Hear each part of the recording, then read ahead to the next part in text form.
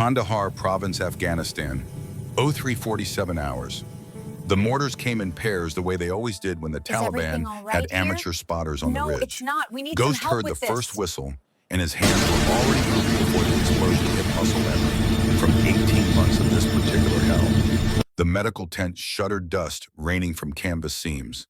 3 gurneys occupied 2 empty. That ratio never lasted long. The radio crackled with static and panic in equal measure. Mass casualty event. 12 wounded inbound.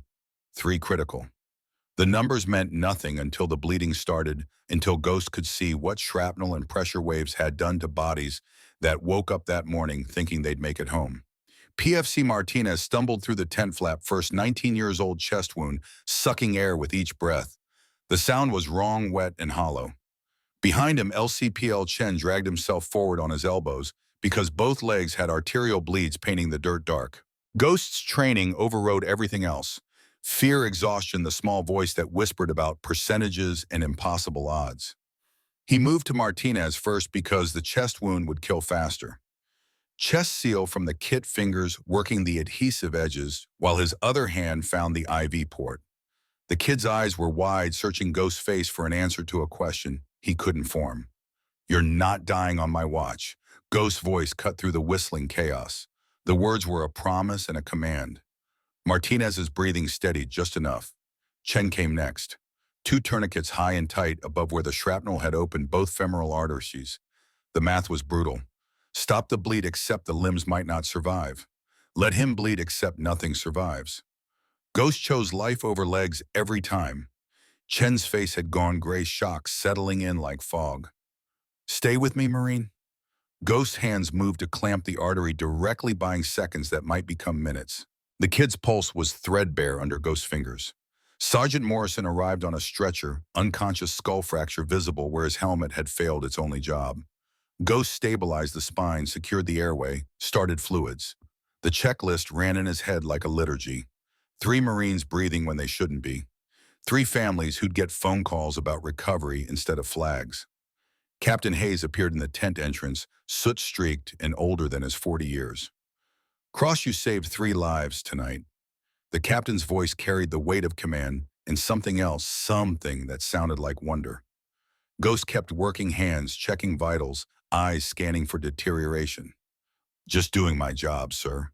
The words felt inadequate. Most men would have frozen.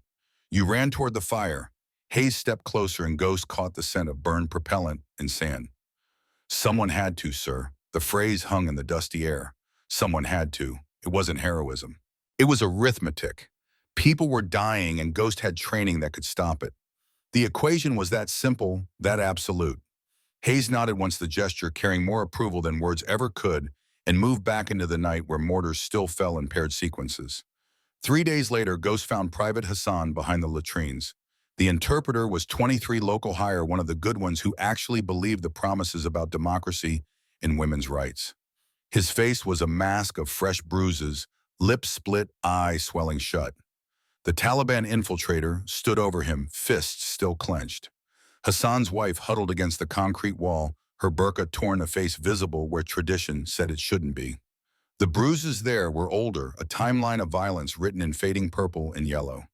The infiltrator's voice carried casual authority. "She is my property. Islam permits discipline." Ghost's hand went to his sidearm, fingers wrapping the grip.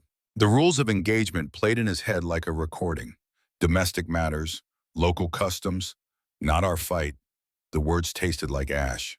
Hassan's wife's eyes met his, pleading, desperate.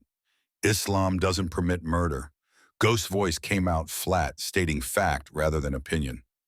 Captain Hayes materialized from the shadows. "Stand down, Corporal." The order was clear, unambiguous. "Not our fight."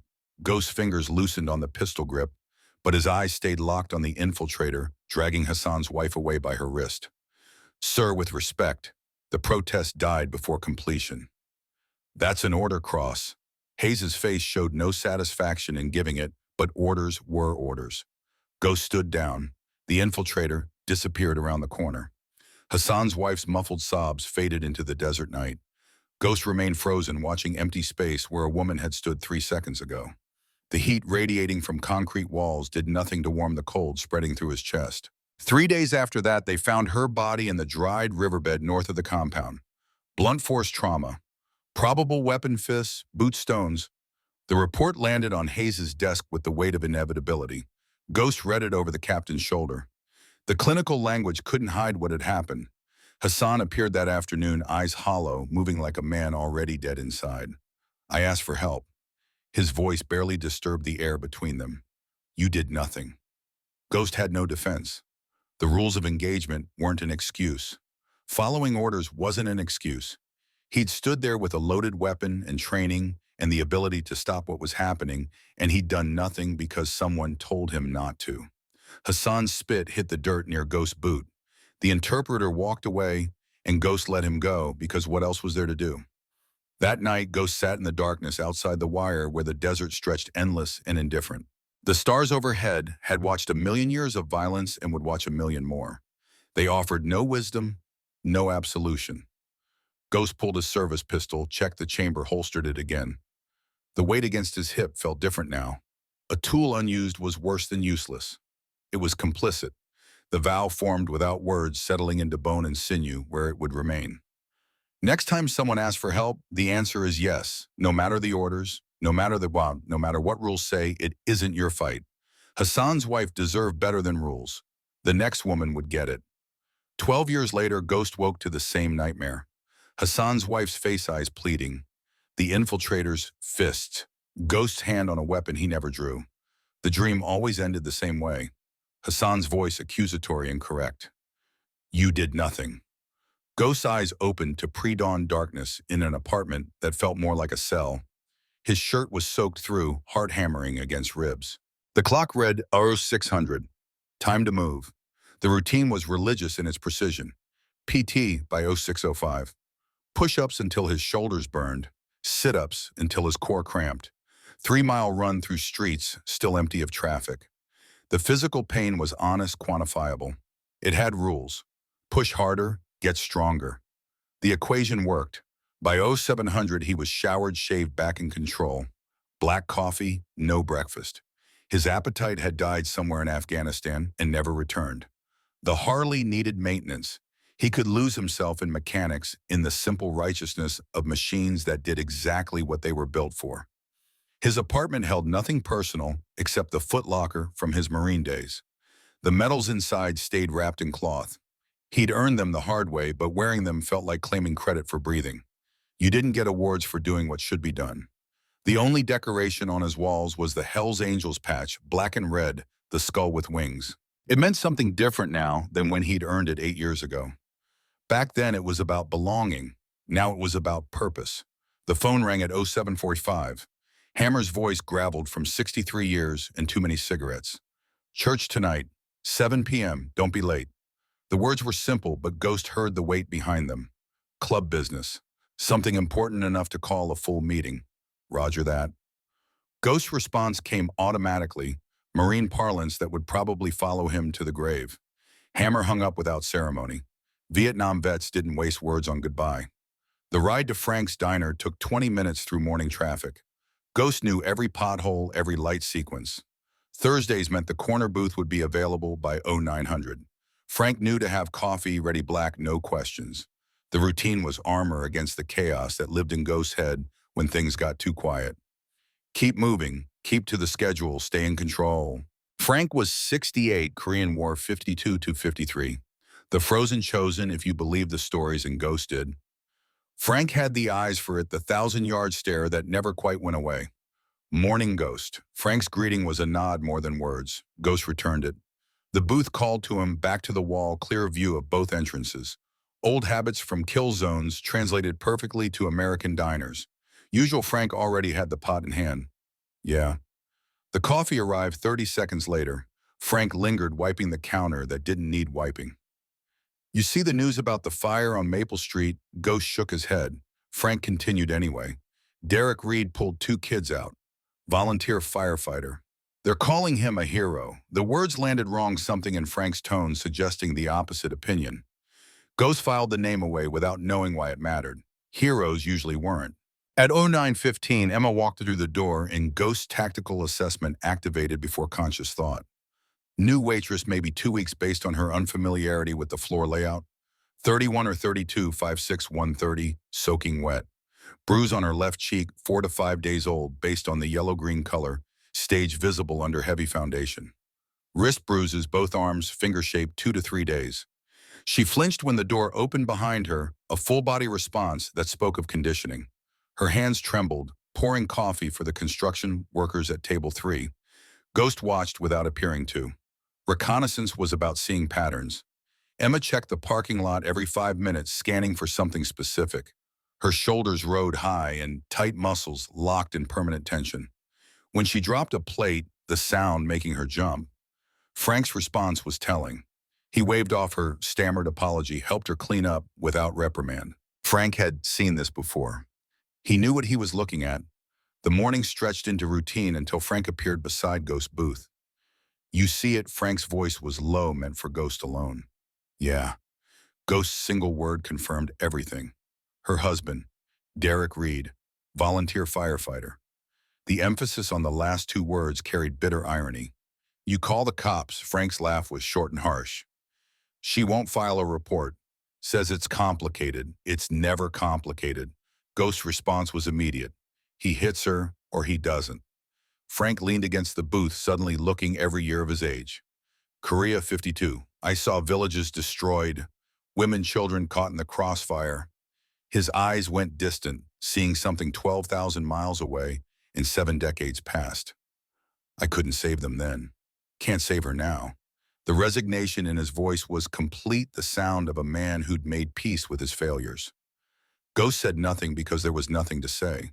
Frank carried Korea the way Ghost carried Afghanistan, the way every combat vet carried their war. The geography changed, but the weight stayed constant. Frank moved away to refill coffee for customers who didn't need it, and Ghost's eyes found Emma again. She was pouring for a businessman at table 6, hands shaking badly enough that coffee slopped over the rim. Her apology was automatic, desperate, the sound of someone who'd learned that mistakes had consequences. Ghost saw Hassan's wife superimposed over Emma's face for one disorienting moment. Different woman, different country, same terror. The promise he'd made in Afghanistan 12 years ago echoed in his head. Next time the answer is yes. Next time was now. Emma approached his booth for a refill. Her hands shook so badly the pot rattled against her palm. Coffee spilled over the rim of his cup, spreading dark across the white saucer. "I'm sorry, I'm so sorry, I'll get a towel." The words tumbled over each other, panic and apology mixed. "It's fine." Ghost's voice stopped her mid-turn. She looked at him, then really looked, and Ghost saw the exact moment she realized he could see through the makeup and the lies. Ghost pulled out a card from his vest pocket. Plain white, no logo, just a phone number in black ink. "You ever need help, call this number. Day or night." Emma stared at the card like it might explode. "I don't." Her protest died half-formed because through the window a black Ford F-150 was making its third slow circle of the parking lot. Ghost tracked it with his eyes, while Emma's entire body went rigid, breath stopping mid-inhale. That truck Ghost question didn't need answering. Emma's paralysis was confirmation enough. "My husband." The words came out barely above a whisper. Ghost's tactical mind was already working. One hostile vehicle driver only based on silhouette. Circling pattern indicated surveillance, not immediate action. But circling meant intent, meant planning. "He waiting for you?" Emma nodded, a tiny movement. "He's going to hurt me when I get off work." The statement was flat, factual, inevitable as sunrise. Ghost stood the movement sudden enough that Emma stepped back. "What are you doing?" Her voice pitched higher, fear redirecting from the truck to him. "Finishing my coffee." Ghost moved toward the register where Frank waited. "Then walking you to your car." Emma followed, hands twisting together. "He'll kill you." The warning was sincere, born from experience. "Let him try." Ghost pulled cash from his wallet, enough to cover coffee and a generous tip. Frank's eyes moved from Ghost to Emma to the circling truck. "You sure about this?" The question came quiet, man to man. Ghost nodded once. Frank's hand disappeared under the counter, returning with his phone. "I'll be recording, just in case." Ghost turned to Emma. "When does your shift end?" 10 o'clock. 3 hours. The truck made another pass, slower this time. Ghost saw the driver's face clearly now. "Derek Reed." Mid-30s, clean cut, the kind of handsome that photographed well in uniform. His expression held the particular rage of someone used to being obeyed. This was a man who'd been told no for the first time in his life and couldn't process it. Stay behind me. Ghost's instruction was simple. Emma opened her mouth to protest, but something in his tone stopped her. This was command voice honed in combat, designed to cut through panic and produce obedience. When I say move, you move. Understood. Emma nodded. Good. Now sit down. Have some food. 3 hours is a long time to run on adrenaline. Emma sat at the counter. Frank borrowed her pie she didn't ask for, didn't eat. Ghost returned to his booth and waited with the patience of someone who'd spent months in observation posts watching empty desert for hostile movement. Derek's truck made 2 more passes before parking across the street facing the diner. Engine off. He was settling in for the wait. The 3 hours crawled. Emma made mistakes, dropping plates, forgetting orders, apologizing constantly. Frank covered for her, his movements gentle, in a way that spoke of practice. The lunch rush came and went. The afternoon lull settled over the diner like dust. At 19:45 hours, Frank locked the front door and flipped the sign to closed. Emma's shift was over. Time to move. Ghost stood and Emma stood with him, movements synchronized by shared dread. Stay 3 steps behind me. Don't run. Walk steady. When I say move, you move. Ghost's tactical brief was automatic. Emma nodded past the point of protest. They moved toward the door and Frank moved with them, phone out recording. Whatever happens, I got it on camera. Frank's voice carried the weight of a man keeping a promise to himself, making up for Korea for all the times he'd stood by and done nothing. The parking lot air hit cold October wind carrying the first promise of winter. Temperature maybe 40 degrees wind from the northwest at 10 to 12 miles per hour. Ghost noted details automatically. Derek's truck sat 30 yards away, engine starting as they emerged, exhaust plume visible in the cold air. Ghost kept walking toward Emma's blue Honda, 3 cars from Derek's position. Emma's breathing came fast and shallow behind him. Keep breathing, 4 count in, 4 count out. Ghost demonstrated the rhythm combat breathing to manage fear response. Emma tried to match it, failed, tried again. They made it halfway across the lot before Derek's door opened. Emma. The name was a whip crack, command and threat and ownership wrapped together. What the hell do you think you're doing? Derek climbed out and Ghost adjusted his assessment. 6'2", 215 athletic build. Drunk but functional, maybe .15 blood alcohol. Enough for courage, not enough for incompetence. Dangerous combination. Ghost didn't respond, didn't slow. Derek moved to intercept, cutting between them and the Honda. Up close, the resemblance to every bully Ghost had ever encountered was uncanny. Same entitled rage. Same inability to comprehend defiance. Emma, car now. Derek's voice dropped an octave, the tone that preceded violence. Emma's steps faltered. Ghost felt her stop behind him. Keep walking. Ghost's command was quiet but absolute. Emma started moving again. Derek's attention shifted to Ghost. Who the hell are you? The question came out confused, like Ghost's existence violated some natural law. Ghost said nothing. Derek tried again, louder. I said, who the hell are you? Still nothing. Ghost simply stood there, immovable between Derek and Emma. The silence was a weapon. It stripped away Derek's script, left him improvising. Derek shifted tactics. Look, man, I appreciate you looking out for my wife. The reasonable tone was almost convincing. But this is between us. Family matter. Ghost's expression didn't change. Emma, car now. Derek's reasonable facade cracked. She's not going with you. Ghost's first words since exiting the diner landed with finality. No negotiation in the tone. No room for argument. Who the fuck are you? Derek's rage was building now, face reddening. Nobody. Ghost's answer was honest. Then get out of my way, nobody. Derek's hands clenched into fists. Ghost remained still. Derek pushed against Ghost's chest, trying to move him. Ghost didn't move. Derek pushed harder, putting his weight into it. Ghost still didn't move. The immobility was insulting, emasculating. Derek's control shattered. You want a piece of this? Derek's fist came up. No. Ghost's response was calm. Then move, no. The repetition broke something in Derek. He reached for his phone, hands shaking with rage. See this, Captain Morrison Police Department? Derek shoved the screen toward Ghost's face. This Fire Chief Patterson. I've got 20 guys who'll swear you attacked me first. The threat was real, backed by connections, by the kind of local power that bent rules. So here's what happens. Derek's voice steadied, gaining confidence from his ace. Emma comes home. You disappear. Or I bury you. Ghost looked at the phone, at Derek, back to the phone. The pause stretched. I was a Marine. Ghost's voice stayed flat. 2 tours, Afghanistan. Insurgents threatened me every day. Another pause. Guess how many times I backed down? Derek's answer was to lunge, but not at Ghost. He went for Emma, smart enough to know that Ghost would have to become the aggressor to stop him. Ghost intercepted, redirecting Derek's charge, both men going down. Ghost controlled the fall, landing on his back with Derek on top. The position looked bad, looked like Derek was winning. Frank's camera captured it all. Derek on top, swinging wild haymakers. Ghost covering up, taking hits on his forearms and shoulders. Defensive posture clear as day. Derek's hand went to his pocket and came out with a knife. 4-inch folder legal, carried definitely illegal intent. I'm going to cut you. The threat was genuine. Ghost's eyes tracked the blade without fear, calculating angles and timing. Derek slashed downward. Ghost moved, trapping Derek's knife hand at the wrist, twisting hard. Derek's grip weakened. Ghost rolled, reversing positions. 3 seconds later, Derek was face down on asphalt with Ghost's knee on his spine and the knife 10 feet away.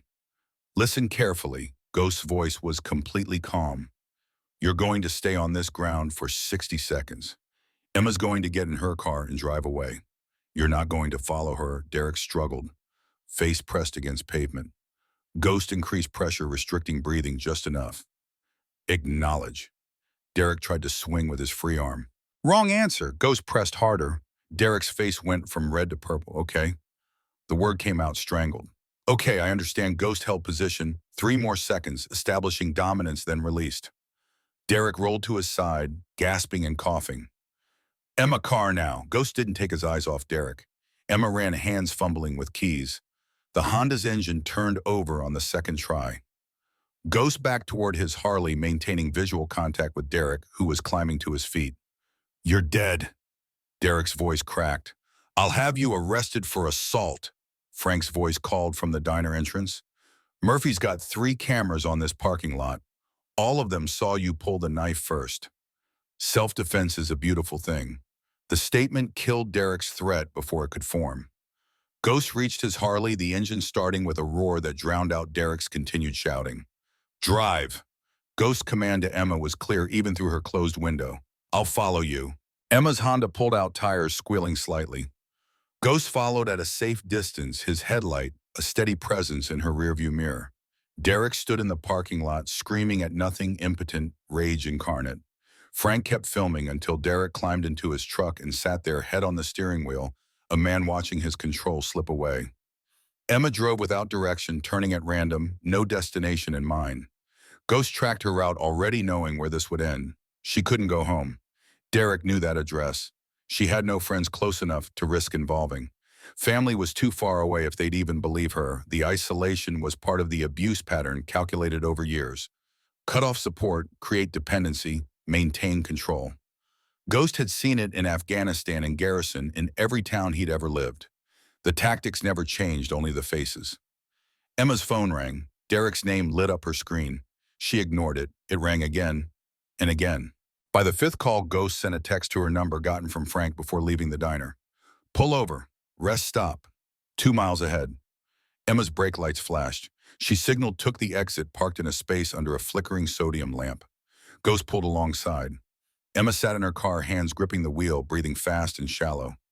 Ghost approached, tapped on her window. Emma jumped, then recognized him and cracked the window an inch. Breathe. 4 count in, 4 count out. Ghost demonstrated again, then slow and steady. Emma tried to match the rhythm, couldn't. Her chest heaved with sobs that weren't quite breaking through. 4 in. Ghost's voice was patient. 4 out. Emma focused on his face, used it as an anchor. 4 in. Her breathing slowed fractionally. 4 out. They stood like that for 2 minutes, Ghost breathing deliberately, Emma trying to match, slowly regaining control. When her shoulders stopped shaking, Ghost spoke. There's a shelter 2 towns over, St. Catherine's. Woman named Linda Hayes runs it. Emma's eyes widened. How do you know about? Ghost pulled his dog tags from under his shirt. Not his. They belonged to Captain Hayes, Vietnam, Is 68 to everything all right 69, killed here? in action No, 3 months it's before not. We need some rotation help home. with this. Ghost had been given them by Hayes' daughter after the funeral. Her father had tried to save Ghost's mother once years ago. Hadn't worked, but the trying mattered. Man named Hayes, Vietnam vet, saved my mother once. Ghost's words were economical, stripped of detail. Tried to anyway, didn't work out. Emma waited for more. But he tried. That's what matters. Ghost tucked the tags back under his shirt. I promised myself, someone asks for help, I say yes. You asked. I'm saying yes. Why Emma's question was fundamental. Ghost considered several answers, discarded them all. Because 12 years ago in Afghanistan, I watched a woman die because I followed orders. Because Hassan's wife's face is the first thing I see every morning. Because I made a vow and breaking it would mean I'm not who I need to be. But those answers were too long, too complicated. So Ghost gave her the simple truth. Because I can. Emma stared at him, trying to find the angle, the hidden agenda, the price tag that always came with help. Ghost let her look. There was no angle.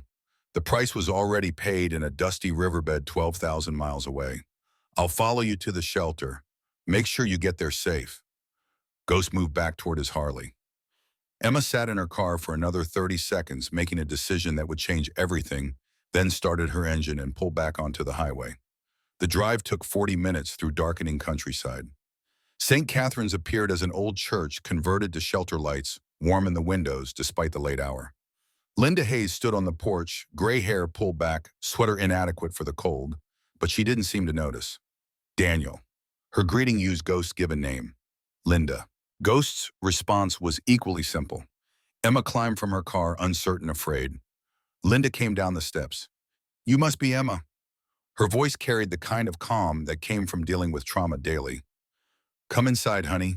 You're safe now. Emma looked back at Ghost. Will I see you again? I'll check in tomorrow.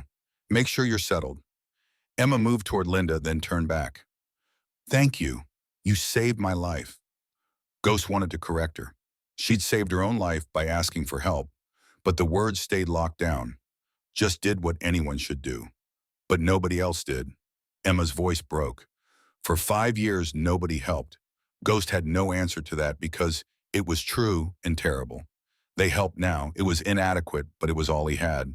Emma went inside with Linda. Ghost waited until the door closed and locked before pulling out his phone. The text arrived from an unknown number. You made a mistake, biker. That's my wife. I'm coming for her. And for you, you're a dead man.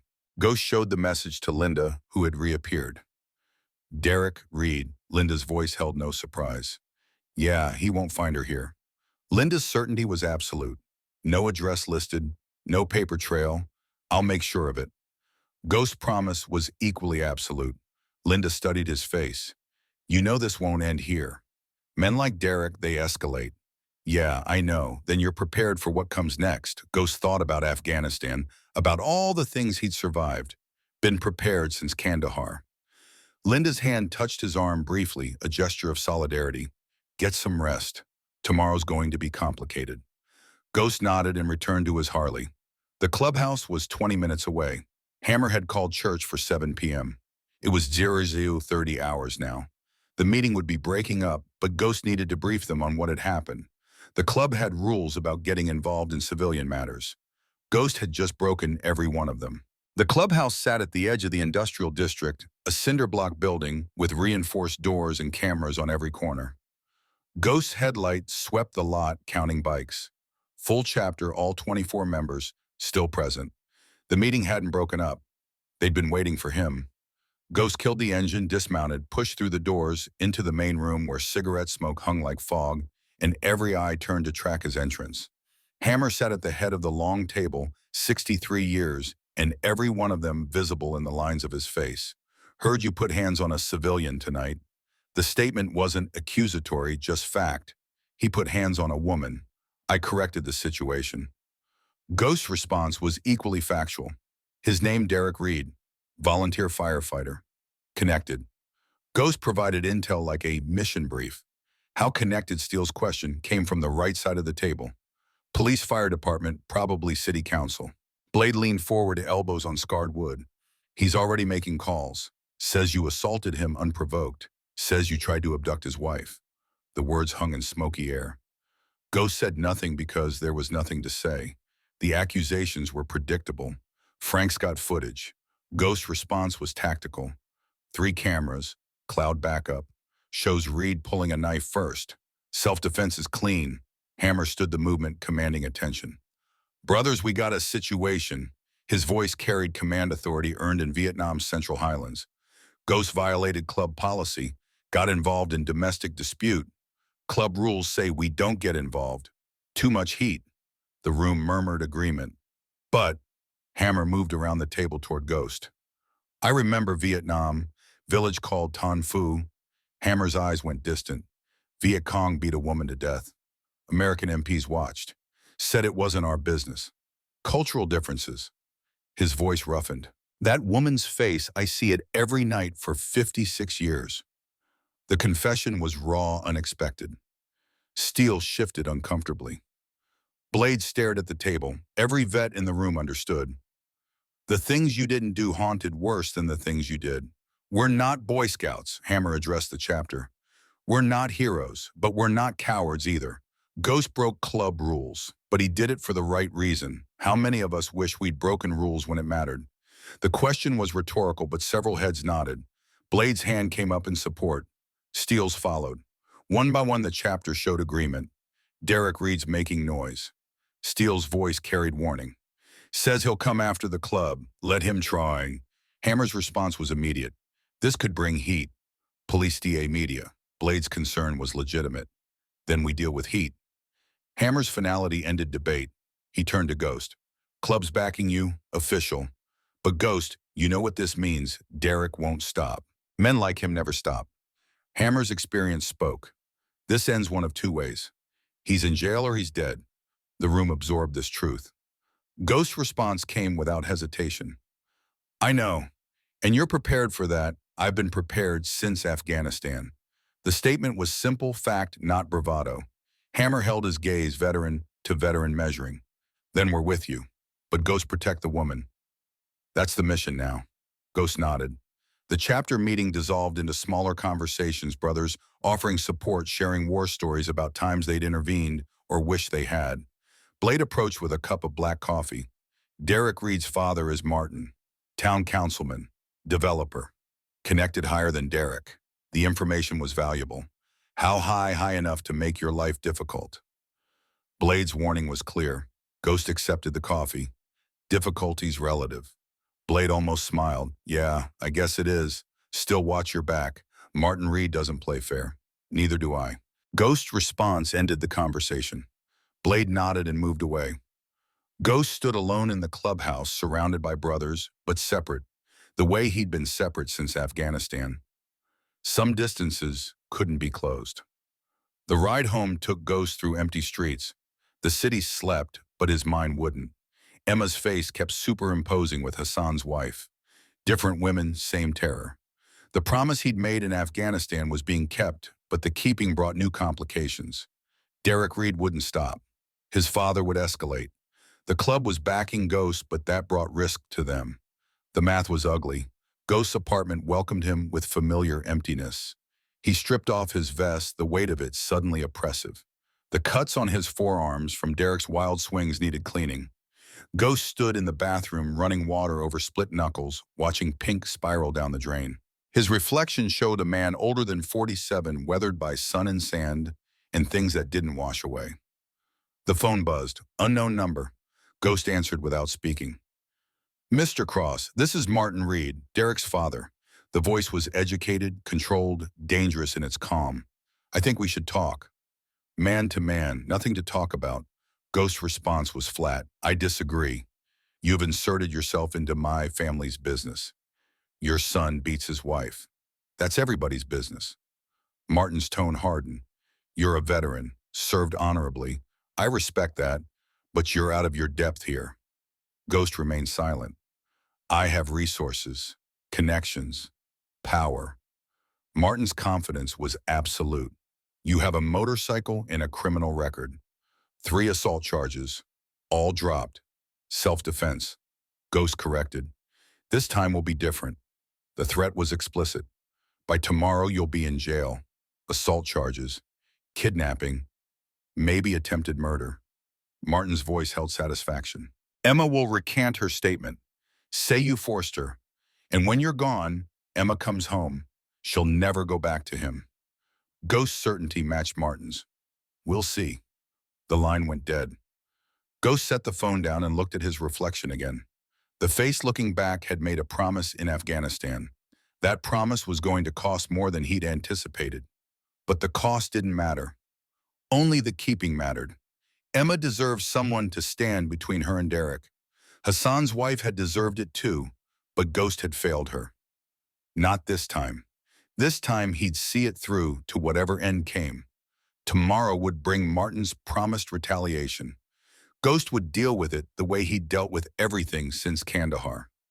One step at a time, moving forward, refusing to yield ground. The mission was clear. Protect Emma, stop Derek, accept the consequences. Simple arithmetic in a complicated world. Ghost finished cleaning his wounds and went to bed knowing sleep would bring in Hassan's wife again, and Hassan's accusation and the vow that had led him here. Some debts could never be paid, but they could be honored. Tomorrow, the honoring would continue. Morning broke cold and Ghost's phone was already ringing before first light touched the windows. Detective Maria Rivera's voice carried urgency without panic, the tone of someone delivering bad news they'd rehearsed. Derek Reed filed assault charges an hour ago. 3 witnesses swore you attacked unprovoked. Warrants being processed now. Ghost sat up, boots already on his feet before his conscious mind caught up. Frank's footage, inadmissible. Judge Morrison ruled the cameras were installed without proper permits. The corruption was efficient, he'd give them that. How long? Ghost question cut to tactics, maybe 6 hours before they come looking. Rivera's estimate was generous. Martin Reed called in favors. Heavy ones. Ghost absorbed this already planning. Where's Emma? Still at St. Catherine's. Linda's got her locked down. Good. Keep it that way. The line went dead and Ghost was moving, pulling on his vest, checking his sidearm. The phone rang again before he reached the door. Hammer's voice was rough with cigarette smoke and early morning. Clubs had calls too. Police asking about you. DA's office sniffing around. The pressure was coordinated, systematic. Martin Reed wasn't making idle threats. Get to the clubhouse. Full chapter. We need to talk strategy. Ghost's Harley started on the first kick engine roar, splitting the pre-dawn quiet. The streets were empty, giving him clean sight lines. No tail yet, but they'd be coming. The clubhouse was lit up despite the hour, every member present. Steele stood at the door, eyes scanning the street behind Ghost. You're blown. They know you're here. Ghost parked and entered. The war room, they called it, though the name was aspirational. Folding tables, metal chairs, maps of the county tacked to cinder block walls. Hammer stood at the head with Blade and 3 others Ghost recognized from Vietnam-era photos on the wall. The old guard. Martin Reed made his move. Hammer didn't waste time. Bought the judge, bought witnesses, manufactured a case. You're looking at arrest by noon. Ghost nodded, having already processed this outcome. Emma's still at Linda's, but Ghost, we got a problem. Hammer's tone shifted. Martin didn't just buy the judge. He bought someone in the underground network. The room went still. The underground network was Sacred Survivors, helping survivors safe houses across state lines. If Martin had penetrated it, no shelter was secure. How deep? Ghost question demanded specifics. Deep enough. Blade stepped forward with a tablet showing database access logs. 4 a.m. this morning. Remote access from Reed Development Corporation servers. Every safe house location. Every coordinator name. Emma's file. Ghost studied the screen, tactical mind calculating implications. Derek knows where she is, knows where every safe house is. If we move her, he'll know where we're moving her to. The trap was elegant and complete. Steele leaned against the wall, arms crossed. So what's the play? We can't keep her at Linda's forever. Reed will come eventually. Then we let him come. Ghost's response was immediate. Blade's head snapped up. You want to use her as bait? I want to end this. Ghost moved to the map, pointing to St. Catherine's location. We set up here. Cameras everywhere. Witnesses. When Derek comes, and he will, we document everything. Make it so clear even Martin's money can't spin it. Hammer studied the map. You're talking about a siege. 24-hour watch. Full chapter rotation. Resources, manpower, time. Ghost met his eyes. I'm talking about keeping a promise. The statement hung there. Hammer had made promises in Vietnam that still haunted him. Every man in the room had promised something somewhere that they'd failed to keep. Ghost was offering them a chance at redemption by proxy. The vote was unanimous. Steele took point on logistics, pulling up camera positions and watch rotations. Blade coordinated with Linda, who had her own security protocols. Ghost's role was simple. When Derek came, Ghost would be there. The arrest warrant was a complication, but not a deterrent. Sometimes you had to let them take you to win the larger battle. The trick was controlling when and how. Linda called at 0800 hours. Emma's asking for you, wants to know what's happening. On my way. Ghost ended the call and turned to Hammer. I need 2 hours at the shelter. Set up the trap. Then I'll turn myself into Rivera. Keep it clean. Hammer considered this. Rivera's solid. She'll process you fair. But Ghost, once you're in custody, you can't protect Emma. That's what the club's for. Ghost's faith in his brothers was absolute. The ride to Singapore. Catherine's took 15 minutes through morning traffic.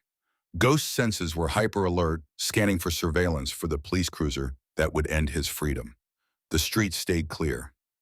Rivera was keeping her word, giving him time. He'd remember that. Emma met him at the door, Linda behind her. Your face is all over the news. Derek's calling you a predator. Says you targeted vulnerable women. Emma's voice carried anger now instead of fear, a shift Ghost noted with approval. Let him talk. Ghost moved into the common room where Steele was already setting up cameras. These are military grade, night vision, motion detection, cloud backup to 3 separate servers. Steele's expertise was showing. Martin can't touch these. What if he doesn't come? Emma's question was valid. He'll come. Ghost's certainty was absolute. Men like Derek, they can't let go. Control is everything. When you took that away last night, you broke something fundamental in him. He has to fix it or admit he's not what he thinks he is. Ghost paused. Men like that always choose violence over introspection. Linda appeared with coffee no one had asked for. I've been running this shelter for 23 years. Seen a lot of Derek's. They follow a pattern. First comes rage, then comes planning, then comes the attack. Linda's voice held the weight of experience. We're at stage 3 now. The attack is coming today. Maybe tonight, but soon. How many women you saved in 23 years? Ghost's question surprised her. 317. Linda's answer was precise. How many got taken back? 42. Emma's face went pale. Linda continued. 31 of those died within a year. Most ruled accidents or suicide. Some just disappeared. Emma's breathing quickened. Ghost put a hand on her shoulder. You're not a statistic. This ends different, Ed. The cameras took an hour to install. Steele worked with practiced efficiency, running cable positioning angles, testing feeds. Blade arrived with 4 more angels, all older, all veterans. The young guys had energy, but the old ones had patience. Siege work needed patience. They settled into positions around the shelter's perimeter, invisible from the road, but covering every approach. Ghost pulled Emma aside. I need you to understand what's happening. Derek's going to come. When he does, I need you inside this building. No matter what you hear, no matter what you see, you stay inside. Emma started to protest. Listen, Ghost's command voice cut through. I can't protect you if I'm worried about where you are. You stay inside. Let me handle Derek. Emma's jaw set, but she nodded. A truck pulled up outside, not Derek's F-150, but a panel van with Reed Development Corporation logos. Martin Reed emerged, 62 years old, gray suit, expensive watch. The contrast with his son was stark. Martin was controlled where Derek was chaos, calculated where Derek was rage. Ghost moved to intercept before Martin could reach the door. Mr. Cross, Martin's greeting was cordial. Or should I call you Ghost? Either works. Ghost stopped 10 feet away, maintaining tactical distance. This is private property. You're trespassing. Martin smiled. I'm here as a concerned citizen. My son tells me you've been harassing his wife. Ghost said nothing. Silence was a weapon Martin wasn't prepared for. Emma's confused, you understand.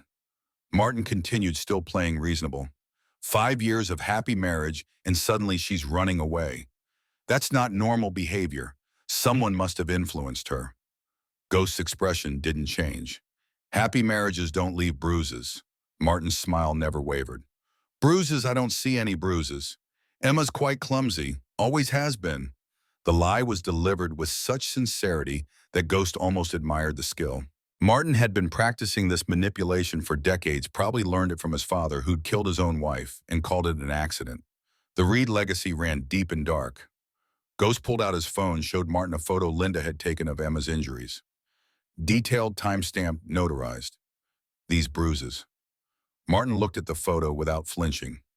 Could be makeup. Special effects. Easy to fake. Besides, even if they're real, could be from anything. Emma's always been dramatic. Needs attention. Martin's eyes met Ghost's. You're a smart man, Mr. Cross. Veteran, decorated, honorable discharge. Why throw that away for a woman you don't even know? Because someone has to. Ghost's response echoed in the morning air. Martin's smile finally faded. That's a child's answer. The world is more complicated than your simple morality. Sometimes women need firm guidance. Sometimes what looks like abuse is just a husband maintaining his household. Ghost's hands clenched, but he kept them at his sides. You done. Martin's mask dropped completely. You have until noon to convince Emma to come home voluntarily. After that, I stopped being polite. The threat was naked now. I've got the police in my pocket, the DA, 3 judges. I can make you disappear into the system for years. By the time you get out, Emma will have learned her lesson and moved on. Ghost stepped forward, closing the distance. You're welcome to try. Martin held his ground, but Ghost saw the fear flicker. Combat veterans carried a particular kind of menace earned in places where threats meant bullets. I'm trying to help you. Martin's voice regained control. Walk away. Let Derek and Emma work out their issues. You go back to your motorcycle club and forget this ever happened. Ghost's answer was silence. Martin waited for a response that didn't come, then turned and walked back to his van. The engine started, and he drove away without looking back. Blade appeared from the side of the building. That went well. The sarcasm was heavy. He made his play. Now we make ours. Ghost moved back inside where Linda was on the phone, voice sharp with controlled anger. Yes, that's right. St. Catherine's. We need units here now. She hung up. Detective Rivera is sending 2 patrol cars. They'll park visible down the street. Deterrent. Ghost nodded approval. Martin's smart. He won't move while police are watching. Then we wait for him to think they've left. Steele's assessment was tactical. Create a vulnerability window. Make him think he has an opening. Ghost agreed. The afternoon stretched, long tension building like static before a storm. Emma tried to stay busy helping with shelter tasks, but her eyes kept going to the windows. Linda stayed close, maternal in her protection. The angels rotated positions, maintaining vigilance. At 1600 hours, the patrol cars pulled away. Linda had arranged it, giving Rivera a story about needing them elsewhere. The bait was set. Ghost positioned himself in the back office with a clear view of the front entrance. Steele took the side door. Blade covered the rear. The waiting was the worst part, knowing violence was coming, but not when. Derek's truck appeared at 1847 hours, not alone. 3 more vehicles followed: Bobby's red Mustang, Jake's lifted pickup, Craig's SUV. 8 men total. Ghost counted them through the window, tactical assessment, automatic. Derek had brought overwhelming force, confident that numbers would win. He hadn't fought insurgents who understood that numbers meant nothing against training and terrain. The club channel crackled in Ghost's earpiece. 8 hostiles, all adult males, probably armed. Blade's voice was calm. Hold positions. Let them commit. Ghost watched Derek's group cluster around the truck, passing what looked like a bottle. Liquid courage for what they were planning. Derek was gesturing, working them up, pointing at the shelter. The body language was clear. Violence was imminent. Linda stood at the front door as they approached, small and gray-haired and utterly fearless. Behind her, Emma watched from inside. Derek's voice carried across the lot. Linda, I know Emma's in there. Send her out. Linda's response was level. Emma doesn't want to see you, Derek. You need to leave. Derek's laugh was ugly. Leave? That's my wife in there. Ghost moved to the hallway, visible behind Linda, but not crowding. Derek's eyes locked on him. This is your fault. All of it. Ghost remained silent. Derek's rage built. I'm giving you one chance. Send Emma out or we're coming in. Linda didn't move. This is a women's shelter. You're trespassing. Right, Call the police. It's not. We need some Derek's help smile with was this. vicious. The police won't help you. My father made sure of that. Bobby stepped forward, trying to defuse. Derek, man, maybe we should. Shut up. Derek rounded on his friend. You're with me or against me? Choose. Bobby's eyes dropped. Jake and Craig shifted uncomfortably. The other four men stayed silent, clearly regretting their involvement. Derek turned back to Linda. Last chance. Send Emma out. Linda's answer was to close the door in his face. Derek's fist hit the door hard enough to rattle the frame. Emma, I know you can hear me. You're my wife. You belong to me. The possessiveness in his voice was complete absolute. Ghost moved to the door, opened it. Linda stepped back. Ghost filled the doorway, immovable. Derek's face went purple. Get out of my way. No, the single word was final. Derek pulled a knife from his belt bigger than the folder from last night. This is trespassing. I'm within my rights to defend my property. Your wife isn't property. Ghost correction was calm. She's a human being, and she's not going with you. Derek's control shattered. He lunged with the knife. Ghost moved sideways, letting Derek's momentum carry him past, then caught his knife arm and twisted. The knife clattered to the ground. Bobby and Jake rushed forward. Steele appeared from the side, positioning himself between the attackers and Ghost. Blade emerged from the rear. Craig looked at the angels and backed away, hands up. I'm out. This is crazy. Two of the unknown men followed Craig's lead, walking back to their vehicles. That left Derek, Bobby, Jake, and two others. 5 against 3. Better odds. Jake swung at Steele telegraph, obvious. Steele slipped the punch and put Jake on the ground with a leg sweep that would have made Marine instructors proud. Bobby hesitated, then charged Blade. Blade sidestepped, tripping him. Let momentum do the work. Derek scrambled for his knife. Ghost boot came down on his wrist. Derek screamed, bones grinding. The two remaining attackers looked at their friends on the ground, looked at the angels still standing, and ran. Their car started and tires squealed as they fled. Jake tried to rise. Steele put a hand on his chest. Stay down. You're done. Bobby groaned on the ground. Blade stood over him, not touching, just present. Craig called from his vehicle. Derek, I'm calling 911. This is out of control.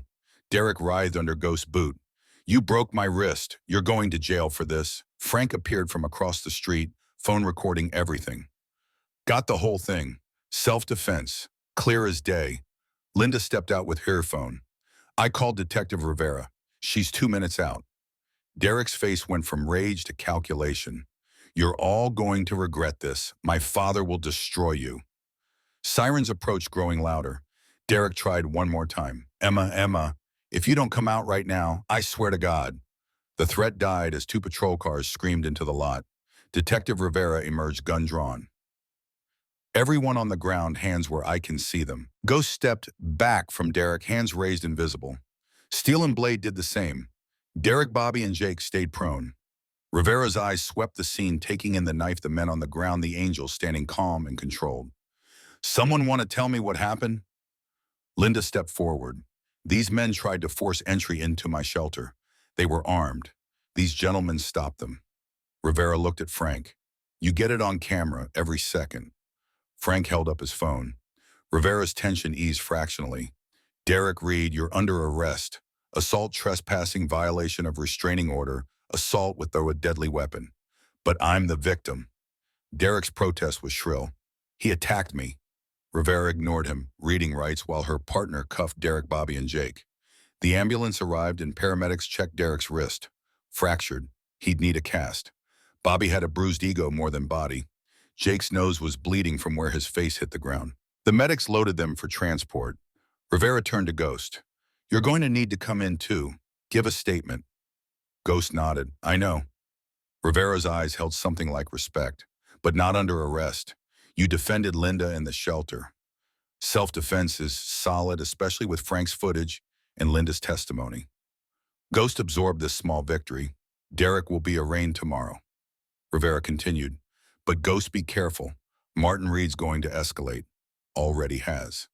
Ghost gestured to the scene. This was the escalation. Rivera shook her head. This was just Derek throwing a tantrum. Martin's escalation will be surgical. Legal. Harder to fight. Get a lawyer, a good one. Ghost filed the advice away.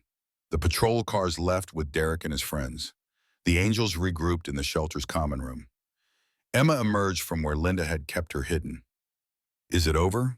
Her voice was small, hopeful. Not yet. Ghost's honesty was necessary. Derek will make bail again. His father will guarantee it. Emma's face fell. Then what was the point?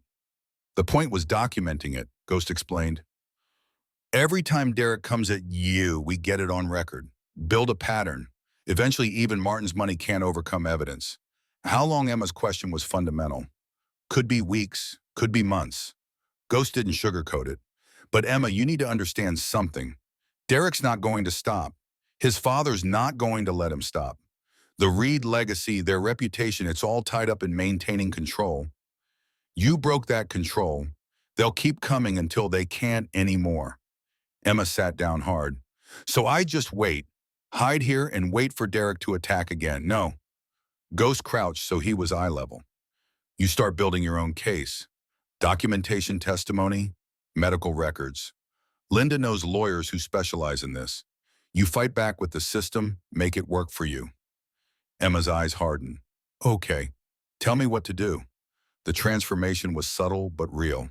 Emma was finding her spine, locating the steel that had let her survive 5 years with Derek. Ghost spent the next hour outlining strategy, while Linda made calls to lawyers and victim advocates. By the time night fell, Emma had appointments scheduled, paperwork started, the machinery of justice grinding slowly to life. Ghost's phone rang at 2200 hours. Rivera's voice was tight. He made bail. Judge Morrison. Again. Set at $50,000. Martin posted it in cash. Derek walked out 30 minutes ago. Where is he now? Unknown. He's not at his house. Not at his father's. Not at any known locations. Ghost processed this. He's planning something. Agreed. I've got patrols watching the shelter, but Ghost, I can't give you 24-hour protection. Rivera's frustration was clear. Don't need it. The angels are here. Rivera was silent for a moment. Be careful. Whatever Derek's planning, it won't be another frontal assault. He's learned. Martin's taught him. Ghost acknowledged and ended the call. He briefed the angels and Linda. Blade suggested moving Emma, getting her out of state. But the underground network's compromised, Ghost reminded him. Anywhere we send her, Derek can track. Linda had a solution. Not anywhere.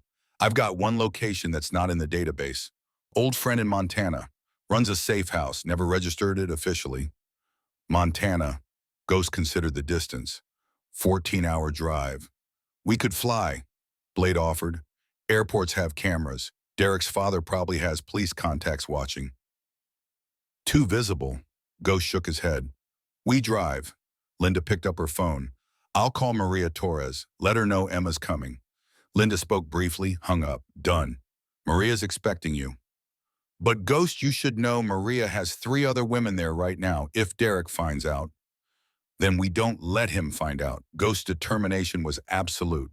Emma packed what little she'd brought, which was nothing. Linda provided clothes, toiletries, cash. Blade pulled Ghost aside. You sure about this? Taking her across state lines.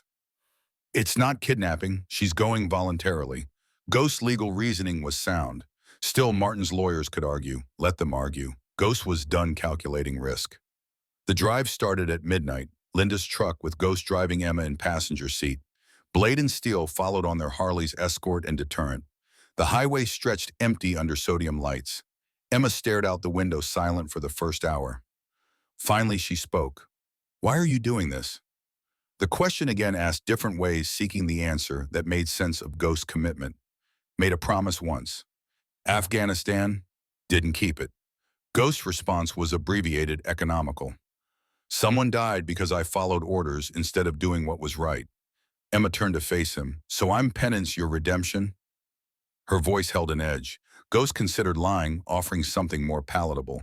No, you're someone who asked for help. I said yes, that's all. But it's not all, Emma pressed. You're risking everything. Your freedom, your club, maybe your life. Why?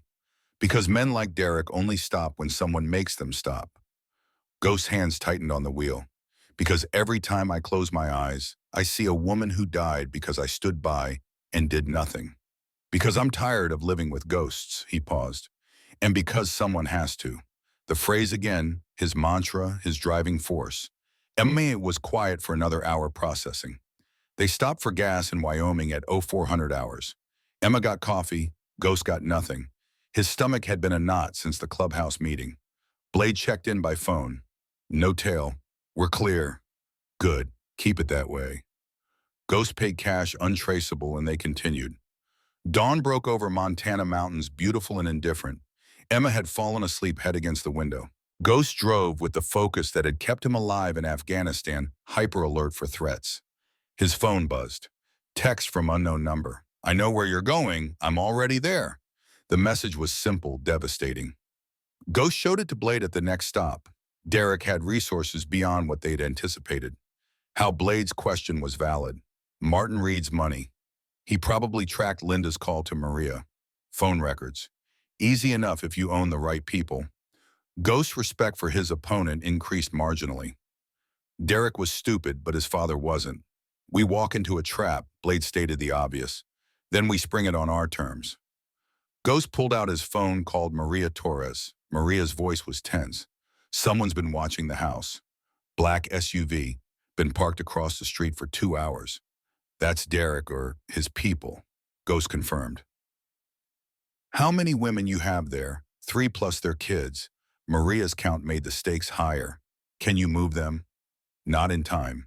The safe house is designed for lockdown, not evacuation. Then lock it down. We're 2 hours out. Ghost ended the call and pushed the speed to 80. They reached Missoula at 1100 hours Mountain Time. The safe house was a ranch-style home outside Lolo, isolated by design, surrounded by woods. The black SUV sat exactly where Maria had described, windows tinted, no movement visible. Ghost parked down the road, assessing. Blade and Steel pulled alongside. Could be Derek. Could be surveillance. Either way, we're blown. I'm going in. Ghost's decision was immediate. Blade started to protest. No discussion. Get Emma to Maria's. I'll draw whoever's in that SUV away. Give you time. Ghost was already moving before argument could form.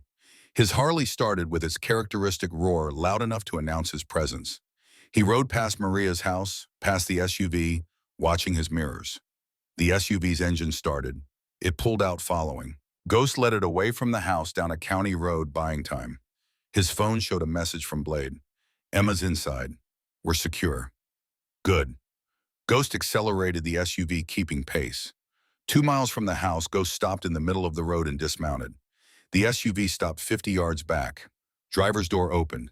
Derek emerged, and Ghost felt the familiar pre-combat clarity settle over him. Derek's right wrist was in a cast. His face showed bruises from being taken down. He looked haggard, wild, past the point of rational thought.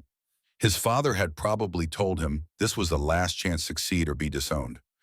Ghost understood desperation. It made men dangerous. You just couldn't leave it alone. Derek's voice was ragged, had to play hero, had to take what's mine. Ghost remained silent.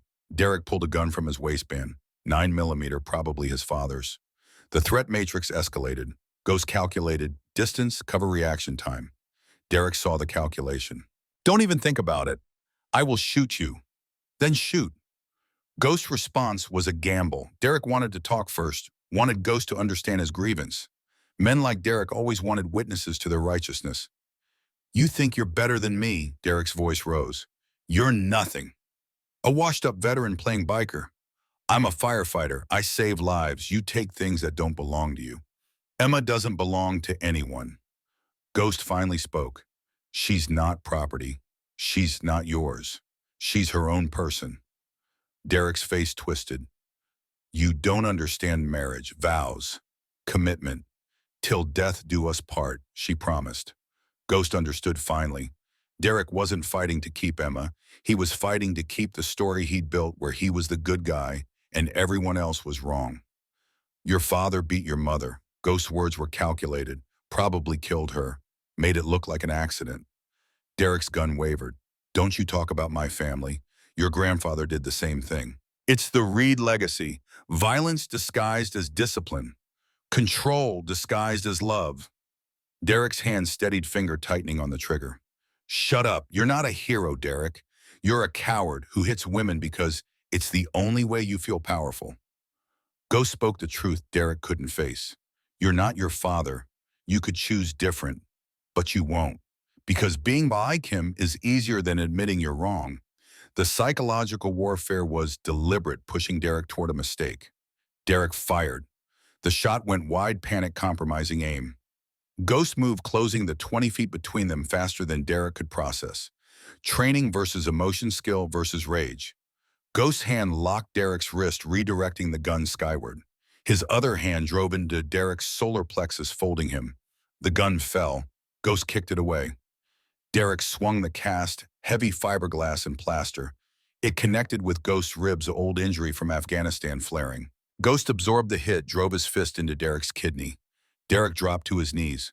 Stay down. Ghost's command was final. Derek stayed down, gasping, beaten. Ghost pulled zip ties from his vest, secured Derek's hands behind his back. The fight was over. Sheriff's vehicles appeared, summoned by Maria, who'd heard the gunshot. Montana deputies emerged, weapons drawn. On the ground, both of you. Ghost complied immediately, hands visible. Derek tried to protest. He attacked me. The deputy ignored him, cuffing both men. Maria appeared, explaining to the lead deputy what had happened. Within minutes, the situation clarified. Derek was arrested. Ghost released. Captain Rodriguez of Montana State Police arrived an hour later. Mr. Cross, we've been briefed by Detective Rivera in your jurisdiction. The captain's voice was professional but not hostile. This situation with Derek Reed, you've got my sympathy, but shooting at someone in Montana, that's attempted murder. Derek's going away for a long time. Rodriguez's certainty was refreshing after Martin Reed's bought influence back home. What about his father? Ghost asked the critical question. Martin Reed has no power here. Rodriguez's smile was grim. This is Montana. We don't care about out-of-state councilmen. Derek violated multiple laws in my state. He'll answer for it. Ghost felt tension ease fractionally. How long? 20 years minimum. More if we stack charges. Rodriguez reviewed his notes. Stalking across state lines, attempted murder, firearms violations. He's done. Emma appeared from the house, Linda's truck having arrived. She saw Derek in the patrol car, and something shifted in her face. Not fear anymore. Something else. Relief, maybe? Or closure. Derek saw her and started shouting through the window. Emma, baby. I'm sorry, I didn't mean it. Come home and I'll change, I promise. The desperation was complete now, the mask finally shattered beyond repair. Emma walked to the patrol car window, Ghost behind her for security. She looked at Derek, and Ghost watched her find words that had been building for 5 years. You never loved me. You loved controlling me. There's a difference, and I'm done letting you pretend otherwise.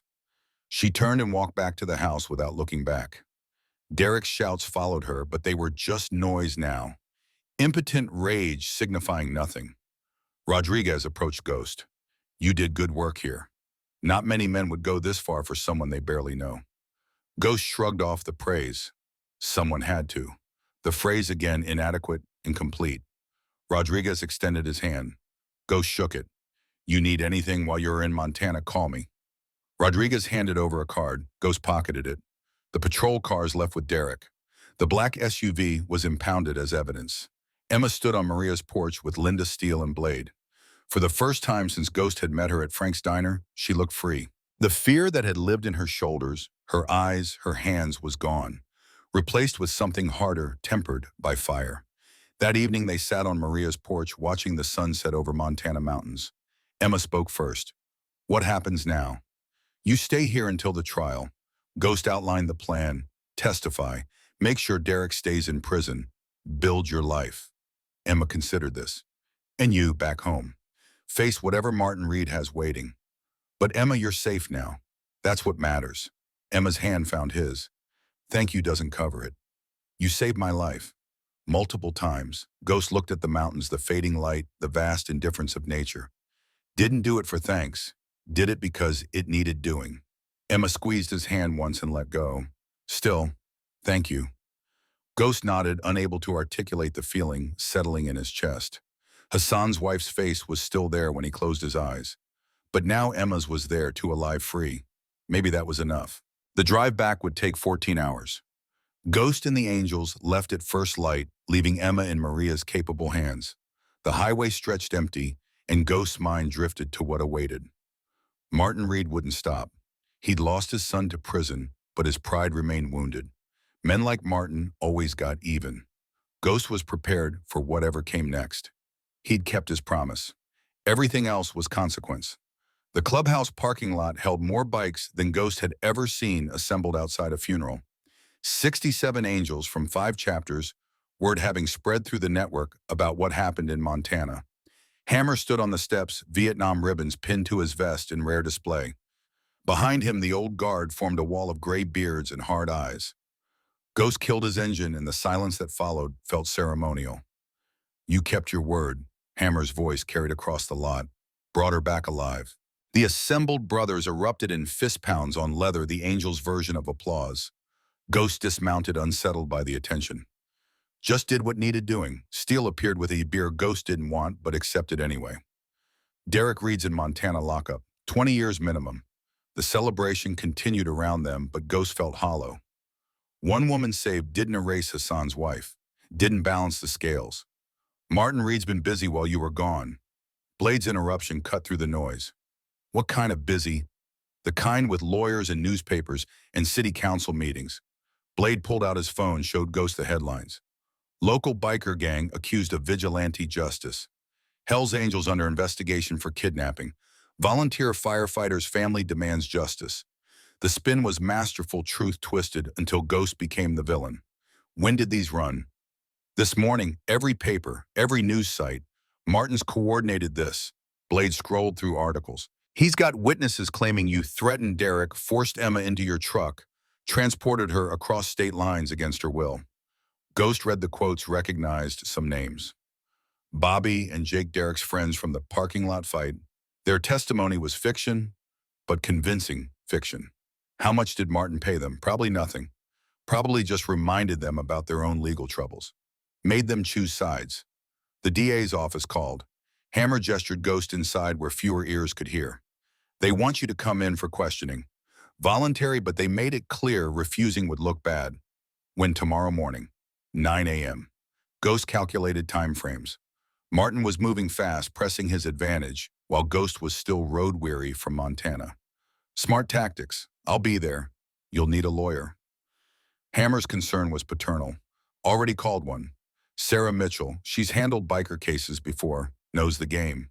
That night, Ghost's apartment felt smaller than before, walls pressing in with the weight of what was coming. Martin Reed wasn't Derek. Derek was rage and violence, direct and manageable. Martin was calculation and influence, surgical strikes through legal channels. Ghost had fought insurgents who use IEDs and ambushes. He understood that enemy. Lawyers and judges and public opinion were different terrain entirely. Sleep brought the usual nightmare, but with variations. Hassan's wife's face morphed into Emma's, then back. The accusation remained constant. You did nothing. But this time, Ghost had an answer. I did something. I kept my promise. The dream Hassan wasn't satisfied. One woman doesn't balance the scales. How many more before you're clean? Ghost woke before his alarm, the question hanging in the dark. The law office of Sarah Mitchell occupied the third floor of a building that had seen better decades. She was 56, gray, the suit, reading, glasses on a chain and handshake like a vice grip. Marine Corps, her first question after Ghost sat. How'd you know you stand like you're still at attention? She smiled without warmth. I represented 3 Marines last year. Similar cases, local power trying to bury guys who didn't know how to quit. What happened to them? 2 are in Leavenworth. 1 got lucky. She let that sink in. I don't sugarcoat, Mr. Cross. Your situation is bad. How bad? Martin Reed's got resources and motivation. He's painting you as a predator who targeted a vulnerable woman, manipulated her, kidnapped her across state lines. The witnesses support his narrative. Sarah spread documents across her desk. Even with the security footage from the diner, even with Linda Hayes' testimony, this is messy. Juries don't like bikers. They especially don't like bikers who insert themselves into domestic situations. What about Emma's testimony? She'll corroborate Derek's abuse. Your intervention was justified. Sarah's expression showed the problem. Martin's lawyers will argue she's been brainwashed. Stockholm Syndrome in reverse. That you've convinced her Derek was abusive when really you were isolating her from her loving husband. Ghost's jaw clenched. Is everything all right That's here? insane. That's No, law. it's not. We Sarah need some help removed her with this. glasses. Truth matters less than narrative. Martin's narrative is cleaner than yours. So what's our play? We demonstrate pattern. Derek's history of violence, your history of helping abused victims, Linda's shelter as legitimate operation. We make you a hero instead of a villain. Sarah's fingers drum the desk. But Ghost, I need to know. Are there other women? Other Emmas you've helped Ghost considered lying simplified the truth instead. 7. In the last 2 years, all domestic violence situations, all transported to Linda's shelter. Sarah's eyes closed briefly. That's a pattern Martin can exploit. Serial behavior, obsessive, exactly what he's claiming. Or it proves I'm consistent, that this isn't about Emma specifically, but about stopping violence. Ghost wasn't backing down. Sarah studied him with the intensity of someone measuring commitment. You prepared to testify. Put your service record on display. Let them pick apart Afghanistan. Ghost thought about Martinez Chen Morrison, the 3 he'd saved that night in Kandahar. Thought about Hassan's wife. Yeah, I'll testify. The DA's office was downtown, fluorescent lights and worn carpet. Assistant District Attorney James Chen was 38, ambitious, looking at Ghost like a promotion opportunity. Mr. Cross, thank you for coming in voluntarily. Sarah sat beside Ghost, yellow legal pad ready. Her presence was armor. Chen opened a folder. I want to discuss your relationship with Emma Reed. There is no relationship. She was a waitress at a diner I frequent. Her husband was abusing her. I helped her reach a shelter. Chen's smile was patronizing. You just happened to be there when she needed help. Wasn't coincidence. I saw the bruises, saw her fear, recognized the pattern. Ghost kept his answers short, factual. And you decided to intervene. Yes. Why? Because someone had to. The phrase again, his North Star. Chen pounced. Someone had to. That's interesting phrasing. Suggests you believe you're responsible for protecting vulnerable women. Suggests maybe a savior complex. Suggests I have functioning eyes and basic human decency. Ghost's response was flat. Chen's smile widened. You're a veteran, Afghanistan, saw combat, PTSD diagnosis in your medical records. Ghost felt Sarah tense beside him. That's protected health information. How did you access it? Chen waved dismissively. Public interest exception. Mr. Cross, is it possible your PTSD causes you to see threats that aren't there, to overreact to perceived danger? Derek Reed pulled a knife on me. That's not perceived danger. That's actual danger. And it's on camera. Chen flipped pages. The security footage shows a confrontation. Interpretations vary. Derek's attorney argues you provoked him, that he pulled the knife in self-defense. Ghost nearly laughed. Self-defense. I was walking Emma to her car. We're done here. Sarah stood. Unless you're charging my client, this interview is over. Chen leaned back. Not charging him today, but Mr. Cross understands something. Martin Reed is a pillar of this community. His son is a decorated firefighter. You're a biker with a history of violence. The public will choose sides, and they won't choose yours. Sarah guided Ghost out before he could respond. In the hallway, she turned. That went worse than expected. Chen's building a case, probably looking at conspiracy charges, kidnapping, maybe RICO, if he can tie the Angels in. RICO, organized crime statutes. If they can prove the Angels were acting as an organization to commit kidnapping across state lines, that's federal. Sarah's concern was evident. 20 years mandatory minimum. Ghost processed this escalation. Martin's not just trying to discredit me. He's trying to destroy the whole club. Exactly, and he might succeed. That evening, the clubhouse held an emergency vote. Hammer presented the situation with military precision. Martin Reed's going after Ghost with federal charges. If those charges stick, they'll roll up the entire organization. We're looking at RICO, conspiracy, the whole alphabet soup. The room was silent. We have options. Cut Ghost loose publicly, disavow his actions, claim he went rogue. That might satisfy the feds. Protect the club. Or Ghost question cut through the tension. Or we stand with you, except that we backed your play live with consequences. Hammer's eyes swept the room. But brothers, be clear. This could end the Angels. Not just this chapter. National. They'll use this as an excuse to go after every charter. Ghost stood. Then I walk. Turn myself in, plead guilty. Take the weight. The club doesn't burn for my choices. Sit down. Hammer's command voice activated. You don't get to martyr yourself and call it honor. We voted to back you. That means consequences, too. Steele stood. I say we fight, Blade echoed. We fight. One by one, every angel in the room stood. The vote was unanimous. Ghost felt something crack in his chest, emotion he didn't have words for. Brothers to the end, Sarah called the next morning. They're filing charges. Conspiracy to commit kidnapping, transport across state lines for immoral purposes, assault. Ghost listened to the list, each charge another year of potential prison time. There's more. Martin's also filed civil suit. Alienation of affection, intentional infliction of emotional distress. He's suing you personally for $5 million. Even if we beat the criminal charges, the civil suit could bankrupt you and the club. When do I surrender? Monday, 9 a.m. Sarah's voice was gentle. Ghost, you should prepare for the possibility of no bail. Judge Morrison is hearing the arraignment. He's Martin's friend, which means I'm staying in lockup until trial. Probably. Sarah paused. There's another option. Walk away, leave town, forfeit bail, start over somewhere Martin can't reach. Ghost almost laughed. I'm not running. Didn't think so, just had to offer.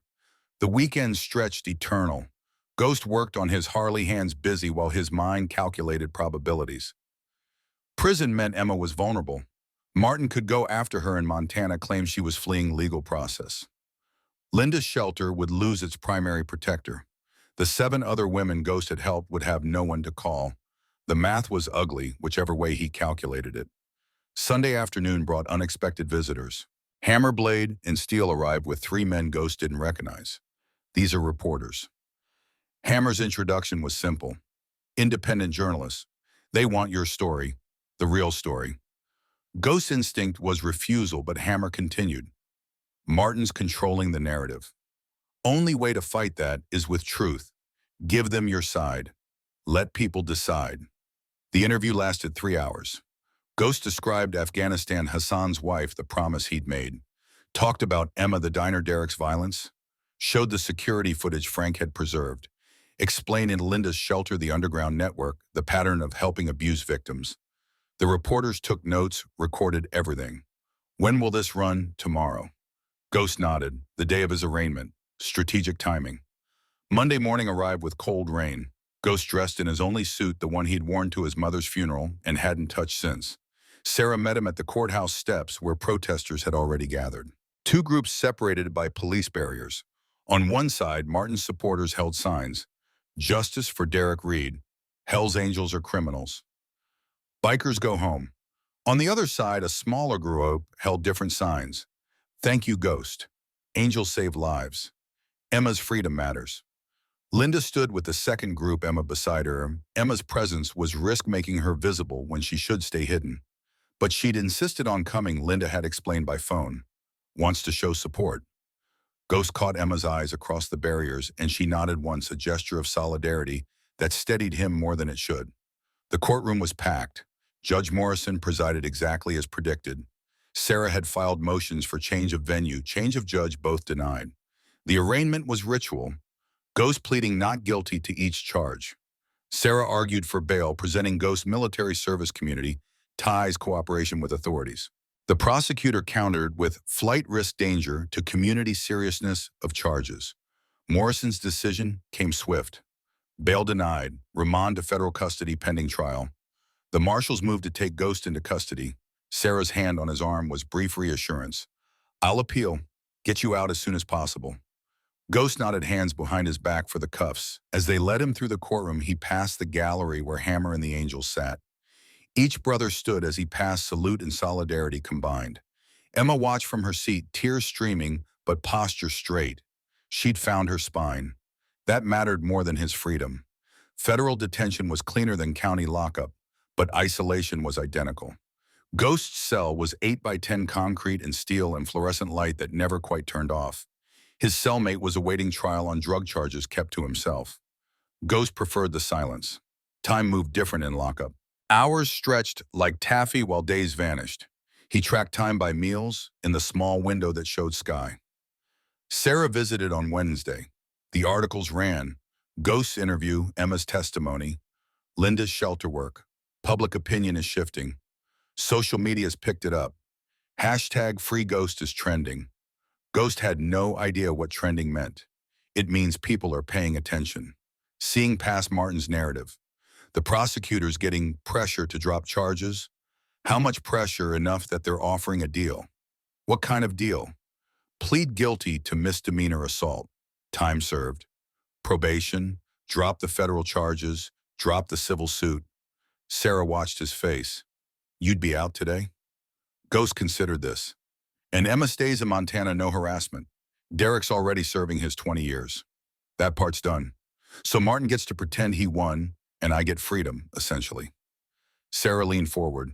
Ghost take the deal. Trial could go either way. If you lose, you're looking at 20 years federal. If you win, you've still spent months in here and bankrupted the club on legal fees. Ghost thought about Hassan's wife, about the promise that had started all this, about Emma safe in Montana and the 7 other women who had found shelter. 20 years or take the deal. The choice wasn't really a choice. Tell them yes. Sarah's relief was visible. I'll get the paperwork started. You'll be out by Friday. Ghost returned to his cell and waited. Friday morning, Sarah appeared with the prosecutor.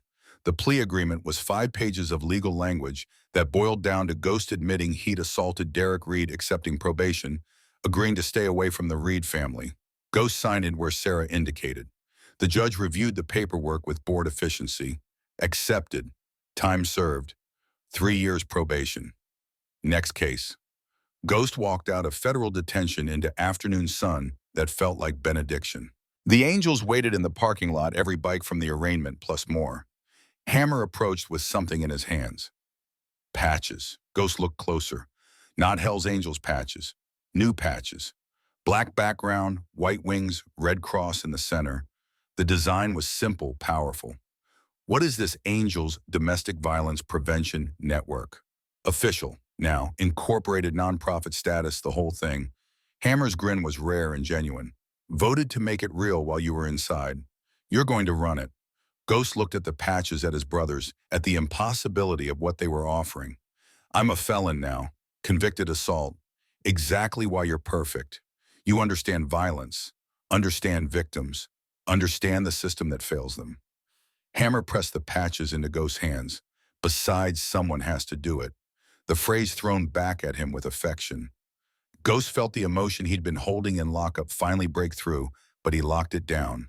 Later, when he was alone, now he just nodded. The Angels DV Prevention Network launched officially the following month. Office space donated by a building owner whose daughter had escaped her abuser. Phones installed, hotline, established, protocols written. Linda consulted on everything, her 23 years of experience, invaluable. Emma called from Montana, offered to help however she could. I'm good at paperwork, can set up files, databases, whatever you need. Ghost accepted, giving her purpose beyond survival. The first call came on a Tuesday. Woman named Rachel Husband was a cop, no one would believe her. Ghost talked her through safety planning, connected her with a shelter 3 towns over, arranged Angel's escort. She made it out safe. The second call came that Friday, then 2 more the following week. Word spread through networks Ghost didn't know existed. Domestic violence advocates, social workers, emergency room nurses. The Angels became a resource, unofficial but effective. Martin Reed sued the city 6 months later. Wrongful prosecution, defamation, emotional distress. The suit was frivolous but expensive to fight. The city settled for undisclosed terms, likely substantial. Martin had gotten his pound of flesh, claimed his victory. Ghost watched it unfold with detachment. Martin needed to win something after losing his son to prison and his control over Emma. Let him have his money. Emma had her freedom. That was the only victory that mattered. Derek wrote from prison. The letter arrived at the clubhouse, forwarded to Ghost. 4 pages of rambling justification, accusations, pleading. He'd found religion inside, claimed to be reformed. Wanted Ghost to know there were no hard feelings. Asked about Emma, whether she'd ever visit. Ghost burned the letter in the clubhouse fire pit without responding. Some men never learn. Derek would die in prison, still believing he'd been the victim.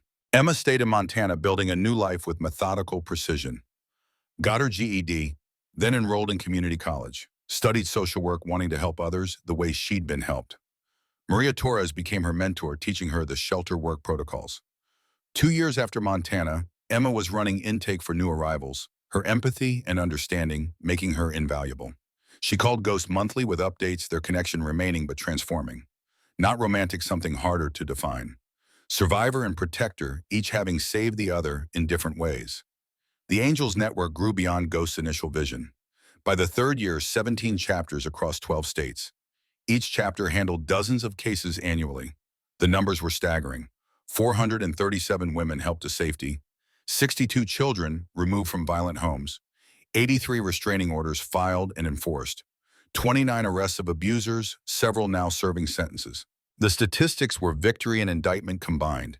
Victory that so many had been saved. Indictment that so many had needed saving. Ghost's apartment remained sparse, but now the footlocker held different contents. Letters from women he'd helped thanking him for intervention. Photos of children who'd escaped with their mothers, growing up safe. News clippings about abusers arrested, trials won, justice served. The medals from Afghanistan stayed wrapped in cloth. Those had been earned in a different war. This was the war that mattered, the one he'd finally figured out how to fight. Frank's Diner became unofficial headquarters. The corner booth where Ghost had first seen Emma now held weekly meetings. Shelter coordinators, legal advocates, Angels members. They planned strategy over terrible coffee and Frank's surprisingly good pie. Frank donated percentage of profits to the network, claiming it was tax deductible, but everyone knew it was penance. Korea's ghosts were quieter when he contributed to saving lives now. Hammer's health declined in the fourth year. Vietnam's legacy of Agent Orange finally catching up. Liver cancer inoperable. He handled it with the same stoicism he'd shown for everything else. No complaints, just practical planning. Called Ghost to his bedside in October. You need to take over the chapter. Ghost's protest was automatic. I'm not president material. Hammer's laugh turned into coughing. You kept your promise when no one else would. That's the only qualification that matters. The chapter voted unanimous. Ghost became president by acclamation. The role sat uncomfortable as new boots. Ghost was tactical, not political. He led by example rather than command. But the Angels adapted the chapter, transforming under his presidency. More focus on community service, less on the outlaw image. The younger members initially resisted, but the old guard held firm. This is evolution, not betrayal. We're still Angels. We're just Angels who give a damn. Blade's words carried the day. Emma graduated college with honors. Ghost attended the ceremony, sitting in the back row of the auditorium. She spotted him during the reception, navigating through crowd to reach him. Her transformation was complete. The terrified woman from Frank's Diner was gone. In her place stood someone who'd taken trauma and forged it into purpose. I got a job offer. Montana Department of Family Services, working with DV victims statewide. Pride swelled in Ghost's chest. That's perfect. Emma's smile was genuine, free. I wanted to tell you first. Thank you for believing I could be more than Derek's victim. You were always more. Ghost's certainty was absolute. I just helped you remember. Emma hugged him, brief and appropriate, then returned to her family. Maria Torres caught Ghost's eye from across the room and nodded. Message received. Emma was safe, thriving, no longer needing protection.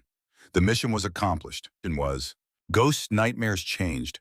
Hassan's wife still appeared, but now Emma stood beside her. Two women, different fates. The accusation remained. You did nothing. But Emma answered. He did something. He kept his promise. Hassan's wife considered this, then faded. The dream shifted. Other women appeared, the 437 the network had helped. They said nothing, just stood witness. Ghost woke from these dreams without the usual panic, something close to peace settling in his chest. The 5th anniversary of the network was marked with ceremony at the clubhouse. Local politicians attended, hedging their bets after public opinion had shifted. Domestic violence advocates gave speeches. Survivors testified. Emma spoke via video from Montana, her words steady and strong. 5 years ago, I thought my life was over. I'd accepted that Derek would eventually kill me. Then a stranger at a diner said yes when I asked for help. That stranger became my guardian angel. He saved my life. But more importantly, he taught me I was worth saving. The crowd applauded. Emma continued. Ghost doesn't like attention. He'd probably rather be anywhere but here. But I need him to hear this. You didn't just save me. You saved 436 other women. You saved their children. You saved futures that would have been erased by violence. The ripple effect of your promise is immeasurable. Thank you for being someone who runs toward danger instead of away. Thank you for proving that angels wear leather jackets. Ghost stood in the back, uncomfortable with praise but unable to leave. Hammer would have told him to accept it. Let people express gratitude. Hammer's funeral had been 3 months prior, full military honors, hundreds of angels from across the country. His last words to Ghost had been simple: keep the promise. Ghost intended to honor that final command. Linda approached as the ceremony wound down. You look like you're planning an escape. Ghost almost smiled. Considering it? Linda's expression turned serious. There's a situation. 16-year-old girl in Texas. Father's military abusive. She reached out through our hotline. Local police won't help because her father's connected. Ghost felt the familiar pull, the equation that always demanded one answer. What's her name? Sarah. She's terrified. Says her father's getting worse. Can we help? The question was rhetorical. Ghost pulled out his phone, texting the Texas chapter president. Need extraction, DV situation, minor involved, military father. The response came within seconds. On it. Give me the address. Ghost looked at Linda. We can help. We always help. Linda's smile held approval. Some promises are worth keeping forever. Ghost nodded. Yeah, they are. That night, Ghost returned to his apartment, the space that had witnessed so much solitude and planning. The footlocker now held 5 years of evidence that promises could be kept, that one person saying yes could alter trajectories. He pulled out his mother's angel keychain, the one he'd given Emma, who'd given it back. The metal was worn smooth from decades of handling. His mother had believed in angels once. Then she died because no one intervened. Ghost had become the intervention his mother needed, but never got. Hassan's wife had needed it too, and he'd failed her. But Emma and 436 others had received it. The math would never balance perfectly. Some debts couldn't be repaid, but they could be honored through action, through showing up, through refusing to look away when violence happened. His phone buzzed. Text from Emma. Just heard about Texas. Thank you for helping Sarah. I know you'll get her out. Ghost responded simply. Someone has to. Emma's reply was immediate. Someone like you. The praise sat uncomfortable, but Ghost was learning to accept it. Maybe that was growth. Maybe that was healing. Or maybe it was just the recognition that fighting the good fight mattered more than personal comfort. The Harley waited in the parking lot, ready for tomorrow's ride to Texas. Sarah needed extraction, and Ghost would coordinate it. There would be others after Sarah. The violence never stopped, but neither would Ghost. The promise made in Afghanistan 12 years ago had become his life's work. Not penance anymore. Purpose. Ghost stood at his window watching the city settle into night. Somewhere out there, women lived in fear. Children heard sounds no child should hear. Men who should protect were the ones inflicting harm. The problems were too large for one person to solve. But one person could make a difference for one woman, who could make a difference for another, rippling outward in ways impossible to measure. Hassan's wife deserved better than Ghost's failure. Emma had received what Hassan's wife should have gotten. Sarah would get it too, and after Sarah, the next one. The equation was simple. Someone asked for help. The answer was yes. Always yes.